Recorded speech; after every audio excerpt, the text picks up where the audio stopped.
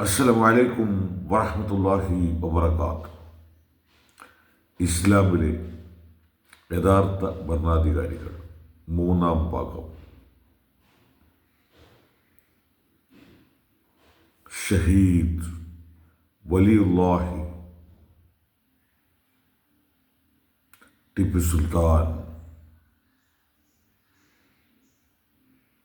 തൻ്റെ പിതാവായ ഹൈദർ അലിയുടെ നിർദ്ദേശപ്രകാരം തൻ്റെ രാജ്യം വിസ്തൃതമാക്കുക എന്ന ലക്ഷ്യത്തോടുകൂടെ പടയോട്ടം നടത്തിയ ടിപ്പു സുൽത്താൻ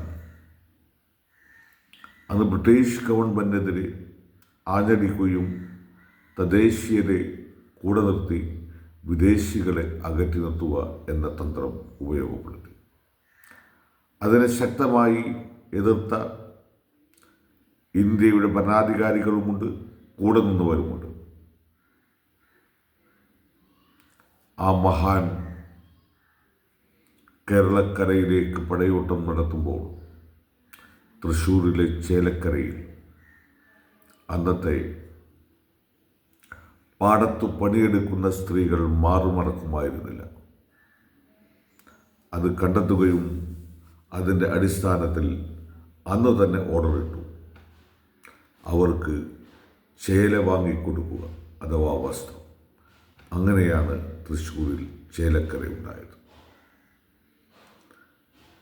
പിന്നീട് അദ്ദേഹം മൈസൂർ പിടിച്ചെടുക്കാനുള്ള കാരണം അന്നത്തെ ഹൈന്ദവ രാജാക്കന്മാർ വലിയ തോതിൽ ജനങ്ങളുടെ കയ്യിൽ നിന്നും ലവി പിരിച്ചെടുക്കുകയും ആ ലവി ആർഭാടത്തിന് ഉപയോഗപ്പെടുത്തി സാധാരണ ജനങ്ങൾ പട്ടിണിയും കഷ്ടപ്പാടുമായി മുന്നോട്ട് പോയപ്പോൾ ടിപ്പു സുൽത്താൻ്റെ അടുത്ത് വന്ന് പരാതി പറഞ്ഞു. ആ ഹൈന്ദവരായ സഹോദരങ്ങളോട് അദ്ദേഹം ഞാൻ പരിഗണിക്കാം എന്ന് പറയുകയും അന്ന് മൈസൂർ ഭരിച്ചിരുന്ന ഹൈന്ദവ രാജാവിനോട് ലവി കുറക്കാൻ ആവശ്യപ്പെട്ടു. അങ്ങനെ 1, 2, 3 പ്രാവശ്യം ആവശ്യപ്പെട്ടും ആ നന്മയെ തിന്മയായി കണ്ട ഹൈന്ദവ രാജാക്കന്മാരെ സ്ഥാനഭ്രഷ്ടമാക്കി മൈസൂർ കോട്ട പിടിച്ചെടുത്തു. ഇന്നും ബ്രിട്ടീഷുകാർ കൊള്ളയടിക്കാത്ത ഒരു മുതൽ അതിനകത്തുണ്ട്. അത് അന്നത്തെ രാജാക്കന്മാർ ഉപയോഗിച്ചിരുന്ന 500 കിലോ സ്വർണം വരുന്ന മഞ്ചൽ. ആ മഞ്ചൽ അവിടെ ഉണ്ട്. അന്നത്തെ കാലത്തെ ലിഫ്റ്റ് സംവിധാനമുള്ള വലിയ വിസ്തൃതമായ ഒരു കൊട്ടാരം തന്നെ അവിടെ ഉണ്ട്. അതിൽ അദ്ദേഹം വരും, രാജ്യകാര്യങ്ങൾ സംസാരിക്കും.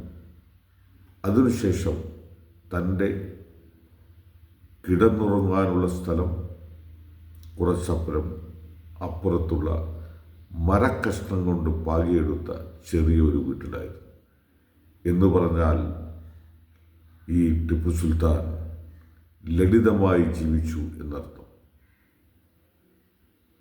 അദ്ദേഹത്തെ പിന്നീട് മിർ ഖാസിം എന്ന അദ്ദേഹത്തിൻ്റെ കൂടെയുള്ള ആൾ ഒറ്റിക്കൊടുക്കുകയും അങ്ങനെ യുദ്ധത്തിൽ അദ്ദേഹത്തോട് പടയാളികൾ പറഞ്ഞു, നിങ്ങൾ ടിപ്പുവാണെന്ന് വിളിച്ചു പറയുക, അവർ നിങ്ങളെ സംരക്ഷിച്ച് മാറ്റിക്കൊള്ളും, നിങ്ങൾ സ്ഥാനം ഇല്ലായ്മ ചെയ്യും എന്നേ ഉള്ളൂ, അല്ലെങ്കിൽ പിടിക്കപ്പെടും എന്നേ ഉള്ളൂ.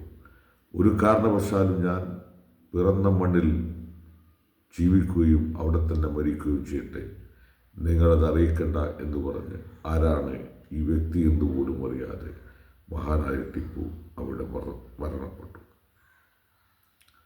അത്തരം നല്ല ഭരണാധികാരികളെ ഇനിയും ഇൻഷാ അല്ലാഹ് ഇന്ത്യക്ക് സമ്മാനിക്കുമാറാവട്ടെ.